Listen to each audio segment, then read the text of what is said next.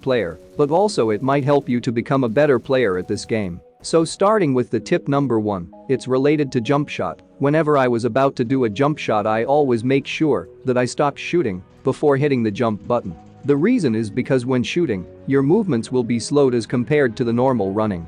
And this can actually affect your jump shot performance. Let me show you an example. So when you run and jump normally, this is how far you would go, but when you fire and jump, this is how far you would go. And now, shooting after hitting the jump button. This is how far you would go. Here is the side-by-side comparison between jumping before shooting versus jumping while shooting. You can clearly see that jumping and shooting will cover less distance. But not just that, you will also move slightly slower, or in other words, your momentum speed will slightly decrease when shooting while jumping. But also in some angles it looks like you'll be jumping slightly higher if you jump before shooting. This is obviously due to the momentum speed. Anyway, this may be some small differences, but they give me a lot of confidence that my jump shot will be the best as it could be. To sum up, it's always a better option to stop firing before doing a jump shot. Even in the situations where you're pre-firing, it's always a better option to stop your pre-firing for at least half a second. It's more than enough time for you to hit the jump button. Anyway, moving on to the next tip, bait your enemy into pre-firing at you. So the idea of this trick is, for example, you and your opponent are hiding behind a cover, like this. So at this moment, if you simply go out from your cover just to pre-fire, or pretend like you're going to rush, but in reality you just fire for 1 second and come back into your cover. And if your enemy reacts to your bait, there are 2 things that will happen. The first is they will keep shooting at you, even if you're hiding behind a cover, and the second one is, they will pre-fire for 1 to 2 seconds, and eventually they will go back into their cover. So at this moment, most of the players has a habit of reloading their weapons, even if they only shot few rounds. Target down! So you could take that reloading habit as your advantage and rush and kill them. So let me show you few examples. In this situation, I was pretending to rush from this door, and I was actually making sound as I'd come from this direction, so my enemy started pre-firing, which is what I wanted him to do.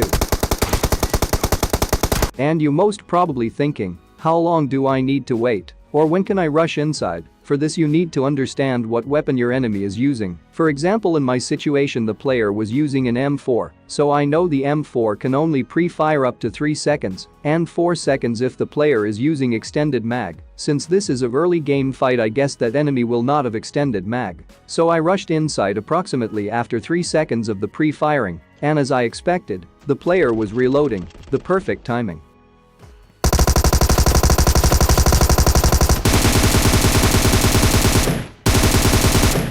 And here is another tip. If there is a door in between you and your enemy, you can open the door and pretend like you're going to attack, but just hide behind a cover until the enemy stop firing. And as I said before, people have a habit of reloading their weapons, so you could take advantage of that reloading habit in few situations. Moving on to the next trick, so when you open a grenade to throw, everyone under 20 meters can hear the grenade pin opening sound, so they will run away knowing that you will be throwing a grenade. But there is a way you can make them not hear the grenade opening pin sound, and it requires a teammate of yours. So when you are about to open the grenade, tell your teammate to shoot randomly. Now the grenade pin sound will get mixed with gunshots, making it impossible to recognize the grenade opening pin sound. And trust me, your enemy will not hear anything except gunshots, so they will have no idea that you're throwing a grenade unless you expose yourself. Want to learn how to throw perfect grenades? Then check out my grenade guide, it will help you. And many of you been asking me to make school apartment tips and tricks, so here is it. There isn't many tricks left to show you, but grenades are extremely powerful weapon in school apartment buildings, so let me show you few grenade lineups that may help you. One of the most common situations in school apartment fights is this. You're in this building and your opponent is on top of this building, waiting for you to peek from windows. So what you have to do here is try to get on top of your building's roof. Make sure you run quickly, otherwise you will get shot. Now stand next to this wall example like this. And now make sure you are facing towards the east direction. You can look at this top and check your directions. And now align your crosshair with the rooftop's line as shown here. And now run forward and jump throw the grenade. And make sure you hit the jump at this location or when you cross this wall. And now the grenade will land on enemy's rooftop, and if you're lucky you might get a knock.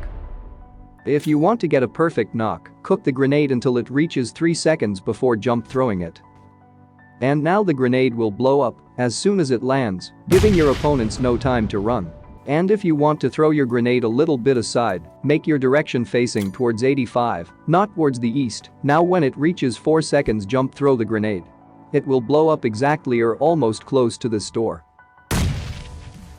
Okay, so one of the most common camping spots at this school apartments is this one, so let me show you few grenade lineups to throw at this camping spot. The first one is you need to throw it from the ground, from this location. Now align your grenade trajectory in between these two lines and throw the grenade when it reaches 2 seconds timer. This is how it looks from spectator view. But you always have to be extremely careful while throwing grenades, because one single mistake you do, it could get you killed.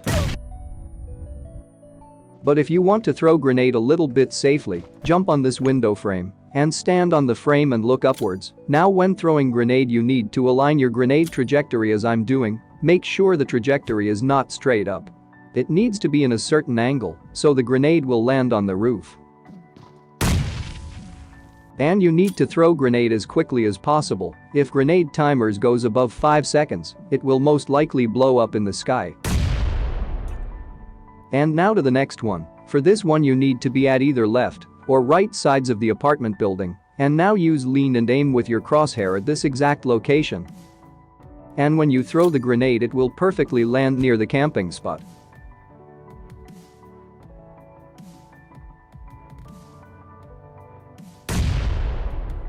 It also works when you throw it from other side of the building, but make sure that your crosshair is at this exact spot when throwing nade. It also works in other open roof apartment buildings.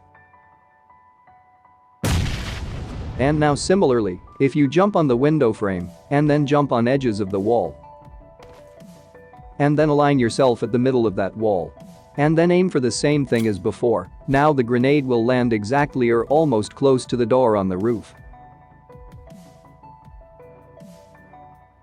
And now to the last grenade lineup. This is from behind the apartment. For this lineup, you need to stay in this exact same bush and switch to FPP and place your crosshair on the upper window frame and throw.